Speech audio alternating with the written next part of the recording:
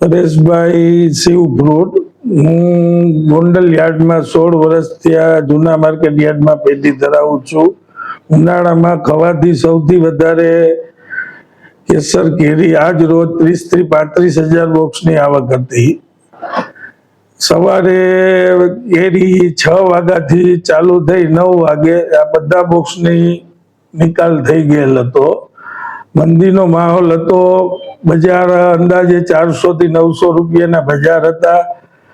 હાલમાં 2 દિવસ કેરીમાં મંદીનો માહોલ છે, કેમ કે ધરમપુર અને કચ્છની કેરી વધારે આવવાથી આપણા ખેડૂતો, ગીરના ખેડૂતોને થોડો માર પડ્યો છે. ગીરમાંથી આવતી કેરી ચિકલકુબા, કંટાળા, ગીરગઢડા, રમરેચી, ઉના, મોટા બધી કેરીની એક સરખી આવક થઈ હતી. ખેડૂતોનો નીચામાં નીચો ભાવ હાલમાં 400 રૂપિયા મળેલ છે, ઊંચામાં ઊંચો 900 રૂપિયા મળેલ છે.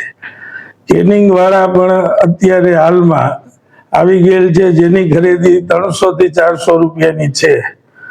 અને આને જો આમને વરસાદ ખેંચાશે તો કેરીમાં શક્યતા ભાવની વધવાની પૂરેપૂરી છે. હાલમાં બધા ખેડૂતોને કોઈ નુકસાન જેવું નથી, પણ અંદાજે મંદીનો માહોલ તો ખરી એમ.